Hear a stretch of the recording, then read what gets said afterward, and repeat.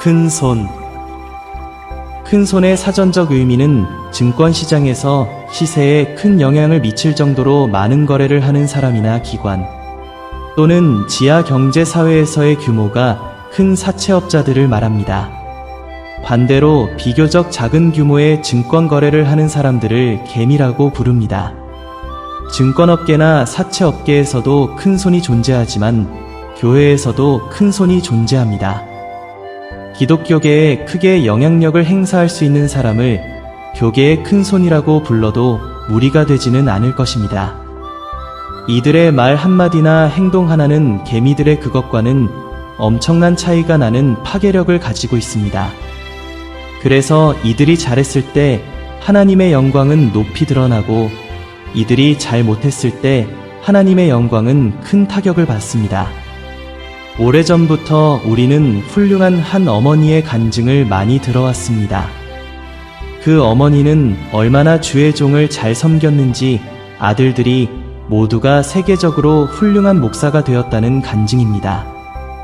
너무나 가난해서 굶을 때도 목사님에게는 최고의 것으로 대접하는 것이 아이들의 입장에서는 이해가 되지 않았다고 합니다. 그러나 그 섬김의 씨앗이 오늘날 세계 최대 규모의 교회들을 이루게 복을 주셨다는 간증은 우리에게 많은 감동과 신선한 충격을 주었습니다.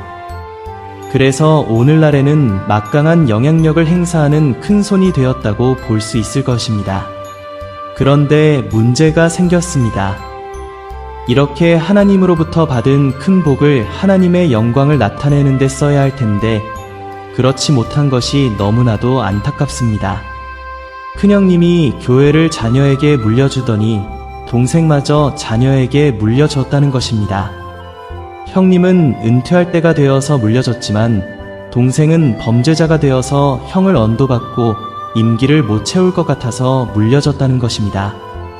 그리고 교회 관계자는 이번 결정은 최근 대법원의 판결 이후 담임 목사님의 사회법적 제약, 교회 법적 직무정지 및 치리의 가능성을 염두에 두고 교회를 보호하기 위한 것이라고 밝혔다고 합니다. 저는 도저히 이해할 수 없는 부분이 하나 있는데 교회를 누구로부터 보호한다는 것인지가 바로 그것입니다.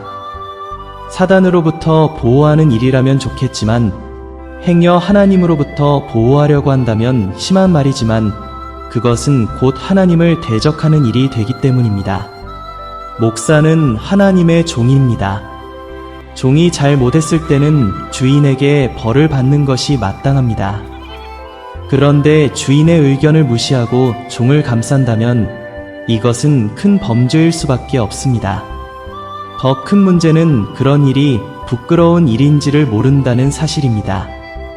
교인들이 하나님을 믿지 않고 목사를 믿는다면 문제가 다르지만 말입니다.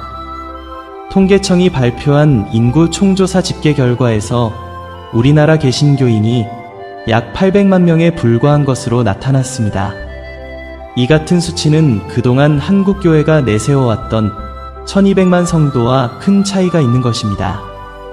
이 통계가 정확하다면 우리는 많이 각성해야 합니다. 개미들이 아무리 공들여 탑을 쌓을지라도 큰 손이 허물어버리면 회복할 길이 없습니다. 그래서 선생된 우리가 더 큰 심판 받을 줄을 알고 많이 선생이 되지 말라고 야고보 사도는 말했는지 모릅니다. 한국교회를 이끌어가는 큰 손이랄 수 있는 목회자가 많이 있습니다. 그 중에서 한두 사람만 물을 흐린다고 할지라도 전체의 맑은 물을 충분히 흐린 물로 만들 수 있습니다. 큰 부름을 받은 자는 그만큼 더 조심하고 더 겸손해야 합니다.